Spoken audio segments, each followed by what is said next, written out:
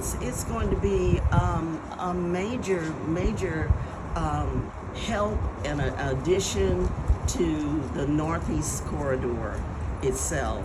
I think I've mentioned before that it has become a habit where so many leaders over super neighborhoods and civic clubs, we all have to fight and come together and then put pressure on our district council person and city hall in general, period, in opening up warming centers or cooling centers. As a matter of fact, sometimes even in Fifth Ward, I've literally had gotten calls from the county and they opened up one of their facilities before the city did. So it just really is stunning to me that the city of Houston had a hub, and they actually put a lot in it over the years and never completed it. Who does that? I don't understand that at all. And if it wasn't for the super neighborhood president in this area in Kashmere Gardens, Keith Downey, he's the one that said it's incomplete, Joetta. It's not even completed, because we were all struggling. Can you do something for Finnegan for a Fifth Ward Community Center? Can you do something for the Northeast, the Spalding Community Center? Can you do something? Open up something for us, because we seem to have always been, it's a pattern, always been the last to ever get anything within this community. Now further out, way out, like the Woodlands, I don't think they suffer like this. But us in this area, it's unbelievable. I don't understand the lack of attention that it took these many years to finish a project. This is a project they could have finished a long time ago under other administrations, really. But they didn't. So I'm glad that there were enough advocates and people just screaming and continually putting pressure on everyone to make this happen. The last few I years. wanted to buy a generator for any location, because there's been times, I'm telling you, where, we have quite a few, say, large apartment complexes in Fifth Ward. And there's been times that sometimes they've been hit. One of my largest was hit about 2 years ago. Several buildings, at least 100 and something people were impacted. No power, none. And they had to make some sort of arrangements. We got assistance at that time from our former councilwoman, our former congressional leader, Sheila Jackson Lee. The press conference with the mayor. I remember that. Asking for Yeah. the vote asking for it to be approved. And at that time, I believe Keith was out of town advocating, of course, as usual. And so I wound up doing the press conference with the mayor. It was Dr. Letitia Plummer. I remember Twyla Carter was there. And it was one other person, I can't remember who it was. I think it was the person that was over a department that would have that did the overseeing of say generators and things like that. I can't remember that person's name right now. So we did that press conference and pleading and just stating how important it was to get this here.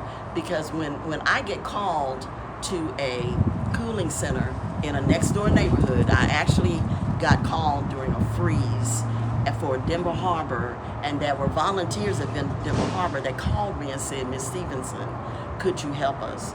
We have had people who came in at night and they have not eaten." And and it was like, okay, what? It really was like, what? They have no food for these people. They have food for the volunteers, but they didn't have food for the people. And so I had to, it was freezing. I mean, it was flipping freezing. And so I got up, I went to Sam's way out, and got a bunch of stuff. And then when we got back, we weren't allowed to bring it into the center itself. Whatever their rules were or process was, we could not bring it inside the center.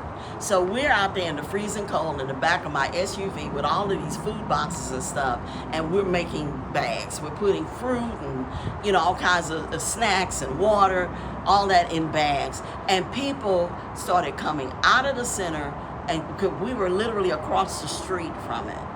And they came out of the center and started lining up. I didn't even know they were behind me at first until I actually, you know, for whatever reason, I turned and people had just started making a line because they were hungry.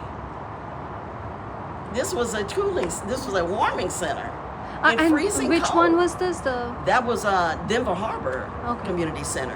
They had a warming center there. They didn't have one at Fifth Ward Community Center, but they had one at Denver Harbor, and there were people that I was affiliated with that they called me and asked for help, and I'm sure they called other entities as well, but they called us and asked for help from the Fifth Ward Super Neighborhood. So we went and got food, and we started bagging it up, and it was well worth it because, you know, these are folks that didn't have warmth in their homes.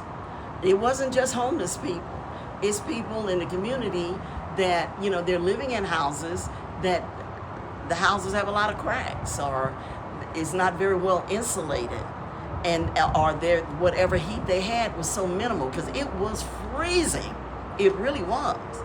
And so that was something that we had to do. Once again, we were dealing with a warming center in a next door neighborhood. We didn't have one in Fifth Ward. We didn't have one set up in Kashmere Gardens. We didn't have one at the Northeast Spalding area at that time. But so we're very active with coalitions in this Northeast corridor. There's one group called the District B United. Our the lead organizer is a president of I think it's Northwood Manor, Fred Woods.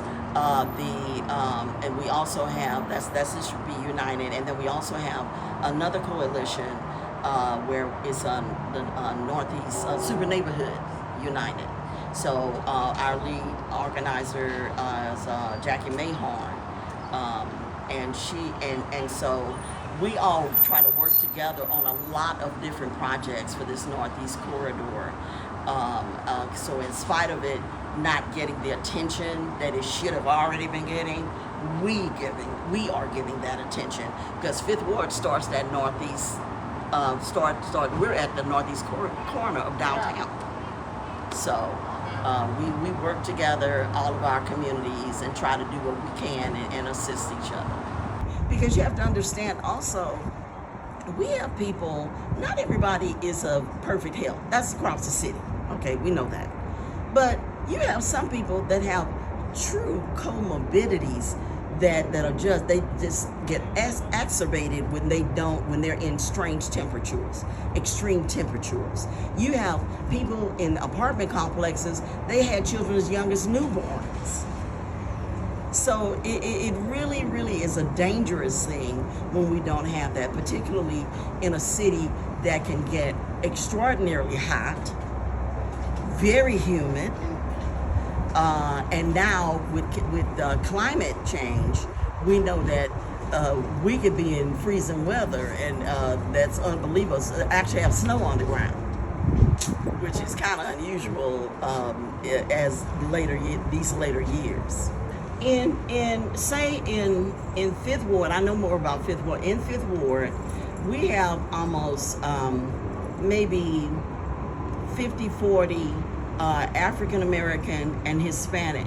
That's another thing. Sometimes we have people in the community that they might not be able to communicate or understand what's going on when they get alerts and things like that. That's why it's really critical, particularly in the Fifth Ward area, that we also have things in English, we have things in Spanish, you know, because those are the strongest languages in my community.